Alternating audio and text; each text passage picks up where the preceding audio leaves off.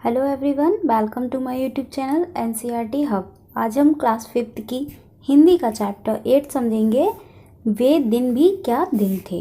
ये कहानी है वो आज से 150 साल बाद के स्कूलों की कल्पना करती है, जब कोई इंसान ना पढ़ाकर बल्कि मशीनी अध्यापक पढ़ाएंगे और पढ़ाई घर पर ही हुआ करेगी। आइए शुरू करते हैं। घटना महत्वपूर्ण थी, वरना कुम्मी अपनी डायरी में उसे क्यों लिखती। अपनी डायरी में उसने 17 मई सन 2155 की रात को लिखा, आज रोहित को सचमुच की एक पुस्तक मिली है। तो जो घटना है वो महत्वपूर्ण है, क्योंकि वरना कुम्मी इसे अपनी डायरी में नहीं लिखती।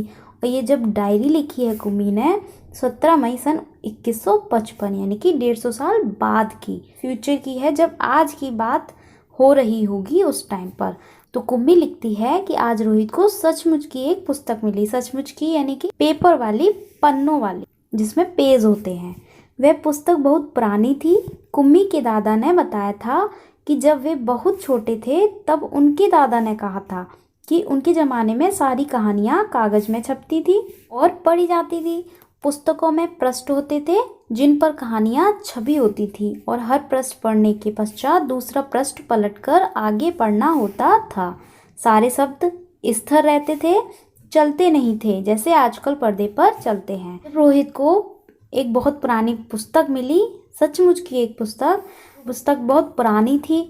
तो कुम्मी सोच रही थी कि उसके दादा ने एक बार बताया था कि उनके दादा उन्हें बता रहे थे, यानी कि कुम्मी के दादा के ज़माने में बहुत सारी जो कहानियाँ होती थी वो कागज़ पर छपती थी और पढ़ी जाती थी। पुस्तकों में पृष्ठ होते थे, यानी कि किताबों में पृष्ठ यानी कि पेज होते थे जिन पर कहानियाँ छपी होती थी। हर पेज पढ़ने के बाद दूसरा पेज पलट कर आगे पढ़ना होता था, और पेज वाले जो बुक होती थी उसमें जो सारे शब्द होते थे वो स्थिर रहते थे, चलते नहीं थे जैसे आजकल पर्दे पर चलते हैं। जैसे कि आजकल पर्दे पर चलते हैं, यानी कि टेलीविज़न या कंप्यूटर या लैपटॉप पर जो शब्द आजकल चलते हैं वो नहीं चलते थे। तो ये बात फ्यूचर में हो रही है। रोहित ने कहा था, कितनी पुस्तकें बेकार जाती होंगी, एक बार पढ़ी और फिर बेकार हो गई। अब तो हमारे टेलीविज़न के पर्दे पर ना जाने कितनी पुस्तकों की सामग्री आ जाती है, और फिर भी यह पुस्तक नई की नई रहती है। तो रोहित कहता है, इतनी पुस्तकें बेकार हो जाती होंगी, एक बार पढ़ी जाती होगी फिर उसको फेंक दिया जाता होगा, बेकार हो जाती होंगी।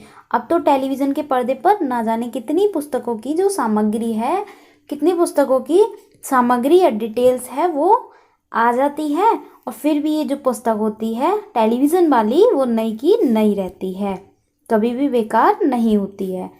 कुम्मी ने भी रोहित की हाँ में हाँ मिलाई। फिर पूछा, तुम्हें वह पुस्तक कहाँ मिली। तो जो कुम्मी होती है वह भी रोहित की हाँ में हाँ मिलाती है कि हाँ तुम ठीक कह रहे हो।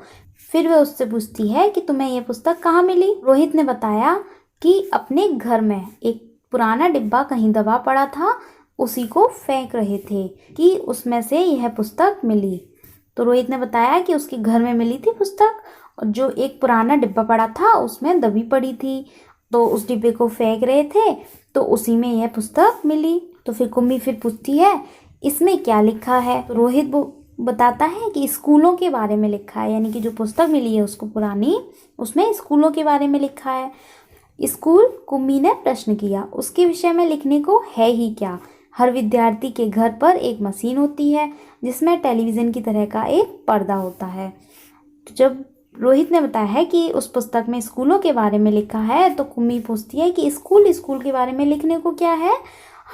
हर विद्यार्थी यानी कि स्टूडेंट के घर पर एक मशीन होती है जिसमें टेलीविज़न की तरह का एक पर्दा होता है, और रोज़ नियमित रूप से उसके सामने बैठकर हमें वह सब याद करना होता है जो वह मशीन हमें बताती है। सारा गृह कार्य करके दूसरे दिन उसी मशीन में डाल देना होता है, हमारी गलतियाँ बताकर फिर वह हमें समझाती है। एक विषय पूरा होने पर वही मशीन हमारी परीक्षा लेकर हमें आगे पढ़ाना आरंभ कर देती है। कहते कहते कुम्मी थक गई, अंत में बोली, कितना उबाऊ होता है यह सारा स्कूल का काम। तो जो कुम्मी होती है वो बोलती है कि स्कूलों के बारे में लिखने को है ही क्या। सभी जो स्टूडेंट्स यानी कि विद्यार्थी होते हैं, जो बच्चे पढ़ते हैं, उनके घर पे एक मशीन होती है टेलीविज़न तरीके के, उसका एक पर्दा होता है, और सबको बैठकर वो मशीन जो बताती है वो सब याद करना होता है, और जो भी गृह कार्य यानी कि होमवर्क देती है दूसरे दिन उसी मशीन में डाल देना होता है। और जो हमारी गलतियां होती हैं उसको वह हमें बताती है, समझाती है, और एक सब्जेक्ट यानी कि विषय जो कंप्लीट हो जाता है उसी का परीक्षा यानी कि उसी का एग्ज़ाम लेकर वह हमें आगे पढ़ाना स्टार्ट कर देती है। इतना सारा कुछ कह के कहते जो कुम्मी होती है वह थक जाती है, और थक कर अंत में बोलती है कितना उबाऊ होता है ये सारा स्कूल का काम, यानी कि डेली डेली वही काम, पढ़ना, फिर होमवर्क करके मशीन में डालना, और फिर हमारी जो गलतियां होती हैं वो हमें समझाती है कितना उबाऊ होता है जैसे ये सब स्कूल का सारा काम, कुम्मी बोलती है। जो रोहित होता है मुस्कुराता है और उसकी बातें सुन रहा होता है, और फिर बोलता है कि अरे बुद्धू, जैसे स्कूल का वर्डन इस किताब में है वह हमारे स्कूलों से या फिर इन स्कूलों से बहुत भिन्न है, बहुत डिफरेंट है। इसमें तो उन स्कूलों के बारे में लिखा गया है, उन स्कूलों के बारे में बताया गया है जो आज से सदियों पहले होते थे, यानी कि फ्यूचर में बात हो रही है तो प्रेजेंट की बात हो रही है, यानी कि आज की स्कूलों की बात उस किताब में लिखी गई थी। तो जो रोहित होता है वो कुम्मी को यही बता रहा होता है। कुम्मी के मन में कुछ उत्सुकता जगी, बोली फिर भी उनके यहाँ मशीन के बने अध्यापक तो होते ही होंगे। कुम्मी जब रोहित की बात सुनती है तो उसके मन में कुछ उत्सुकता जगती है, और फिर बोलती है कि चलो फिर भी कितने भी अलग होते हो स्कूल, लेकिन फिर भी उनके यहाँ मशीनी के बने अध्यापक तो होते ही होंगे, यानी कि जो टीचर्स होंगे वो मशीन ही होंगे। तो कुम्मी होती है उसे याद आता है कि एक बार जब उससे भूगोल में, यानी कि भूगोल होता है ज्योग्राफी, तो ज्योग्राफी में रोज वही गलतियां होने लगी थी, यानी कि ज्योग्राफी में एक ही गलतियों को जब वो रिपीट कर रही थी, जब वो एक ही गलतियां कर रही थी, तो उसकी माँ ने मोहल्ले यानी कि अपने एरिया के अध्यक्ष को बुलाया। यह बात उसकी माँ ने अपने मोहल्ले के अध्यक्ष को बताई। तब एक आदमी आया था और उसने जो उसको पढ़ाती थी उस मशीन के पुर्जे पुर्जे अलग कर दिए थे। जब एक आदमी उस मशीन को ठीक करने आया था और उसके पुर्जे अलग अलग कर रहा था, तब जो कुम्मी थी वो मन ही मन ये सोच रही थी, मन ही मन यह मना रही थी कि जो वह आदमी है इस बोर करने वाली अध्यापक यानी कि जो मशीन है उसको पुनः जोड़ ना पाए। तो जो कुम्मी होती है वो तो मन ही मन ये सोच रही होती है कि जो मशीन है वो ठीक ना हो उस आदमी से, वो आदमी उस मशीन को जोड़ ना पाए और उसे उस मशीनी अध्यापक से हमेशा के लिए छुट्टी मिल जाए, हमेशा के लिए छुटकारा मिल जाए। लेकिन उस आदमी ने उस मशीन को जोड़ देता है और उसकी माँ को बताता है कि मशीन के जो भूगोल की चक्की यानी कि जो ज्योग्राफी का चक्की होती है वो उसकी जो स्पीड थी वो बहुत तेज थी, जिससे कि आपकी लड़की यानी कि कुम्मी उसे समझ नहीं पा रही थी, उसके लिए समझना बहुत कठिन हो गया था। तो उसने अब उसकी स्पीड को कुछ धीमी यानी कि स्लो कर दिया है।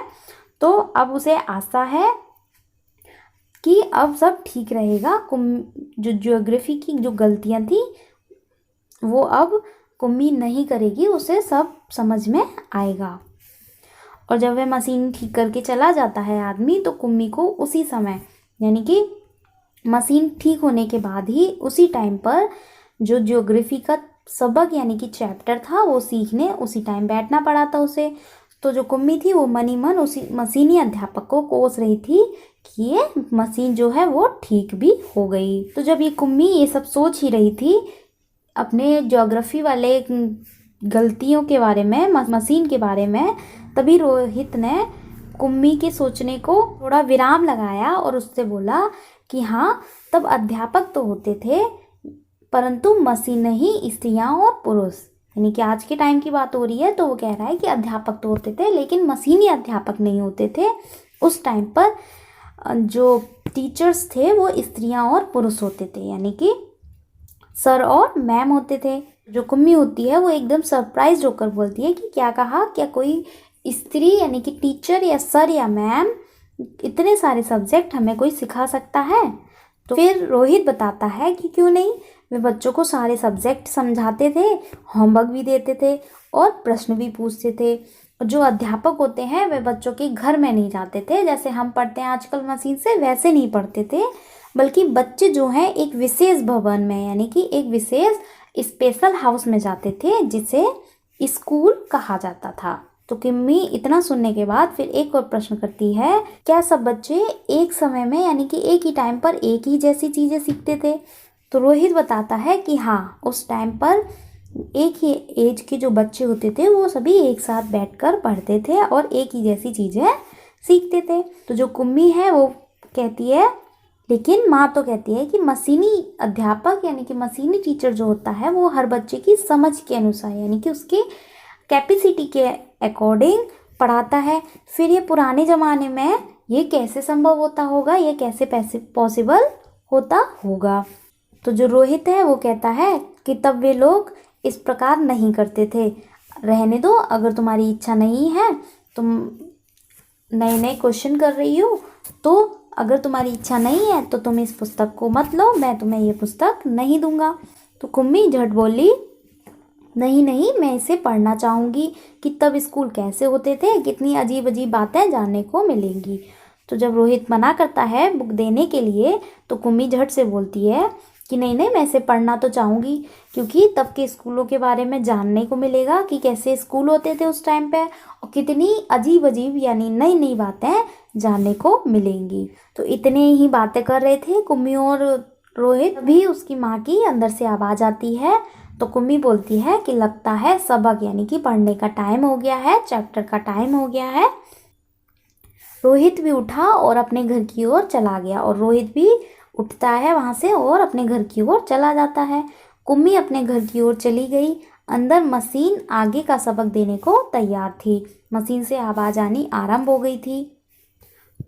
तो जब कुम्मी अपने घर की ओर चली जाती है तो उसके घर में अंदर से मशीन के आगे का सबक देने की आवाज़ें आ रही होती हैं। आज सबसे पहले तुम्हें गणित सीखना है, कल का होमवर्क छेद में डालो।